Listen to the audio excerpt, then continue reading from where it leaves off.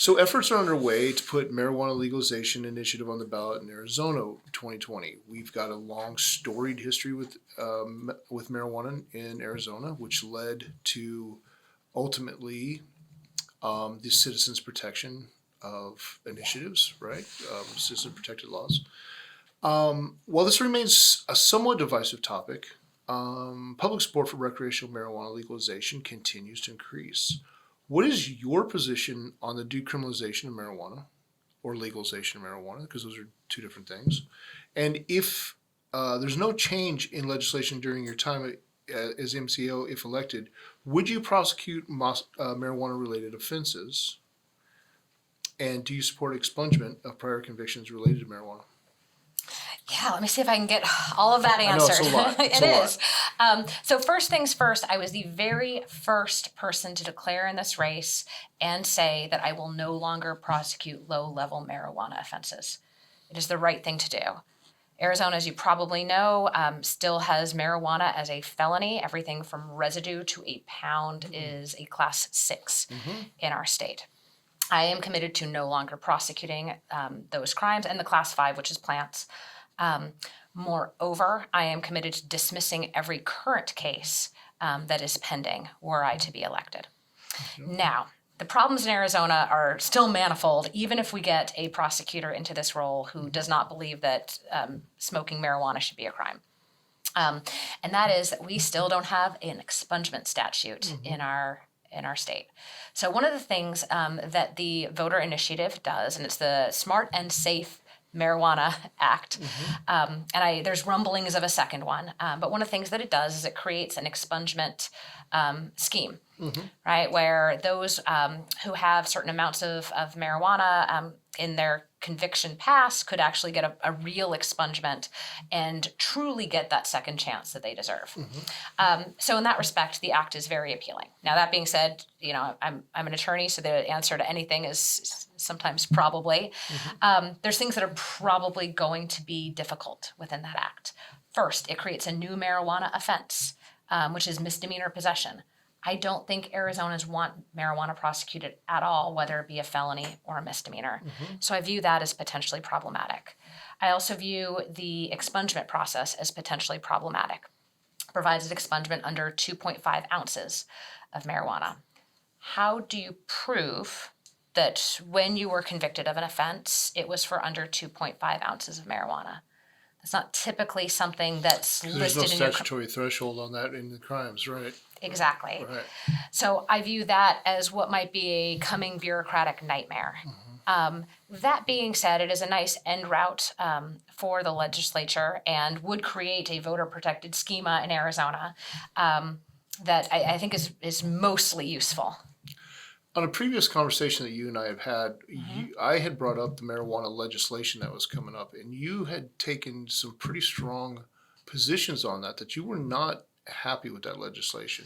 Yeah. Can you identify what areas you thought that legislation was lacking and what you'd do to fix it? Yeah, I think in particular we were talking about the voter initiative, right? I thought we were talking about if I remember correctly, we did talk about voter initiative, but I thought we were talking about something that was coming up in legislation. Irrespective, if there's particular parts of that you can remember that beyond that, because it wasn't just the creation of the crime, which you just identified. There was other elements to it. Oh, I mean, there's in the initiative, there's a host of other issues too, and maybe it's wise to talk about some of those. In particular, it has been written by people who are currently in the marijuana business, so there has been some criticism that it is potentially slanted to those who are already owning dispensaries and provides fewer licenses to those who don't. That being said, that's kind of out of the purview of the county attorney's office. Sure. One of the big concerns I have is over its regulation. The initiative continues regulation under the Department of Health Services. We know from an audit that the Department of Health Services misappropriated over $1 million of medical marijuana funds over the last several years. So I view that as is very problematic. We also know that there are oversight over dispensaries, and in particular places where there's been mold or bugs right alongside the medicine that people rely on. We know that they haven't taken the hard stances that they need to shut down those places that are disgusting, dirty, and that quite honestly should be closed. So I view that as problematic as well. I think those Is were that- some of the is issues that what that you we remember? were discussing. Yeah, Yeah. absolutely. Do you think Arizona citizens want you to not charge people if you got elected in November? Do you think that let's say LD15 wants you to not charge? I'm just using that as a random example. It's a random, very specific example. But yes. So I, as you know, I ran for the state house in Legislative District 15, which is that North Phoenix area that spans from Scottsdale Road to 67th Avenue, more or less Union Hills, on north to Carefree Highway. It is known to be a conservative district. It was a 20-point Republican district when I started my campaign. We closed 14 points and knocked 40,000 doors. Marijuana decriminalization was one of the top subjects when I was knocking independent and Republican doors. I think Arizona voters writ large don't want to see money wasted on these prosecutions and lives and families torn apart for something that shouldn't be a crime. So if that's the voter feedback in used to be deep red LD15, we're hoping for an even better reception in some of our blue areas that have been arguing for these reforms for almost a decade. When I looked at this recently, one of the pushbacks that I saw out of the Michigan law that came out, when Michigan and Illinois led in what you're talking about. They expunged, they've changed the laws, they went recreational. The Michigan law, one of the main pushbacks, and it goes to your point that you just said, was the NAACP. The NAACP pushback on that decriminalization law there and legalization law there. So do you believe that there's a unified house in the more traditional blue and left support networks?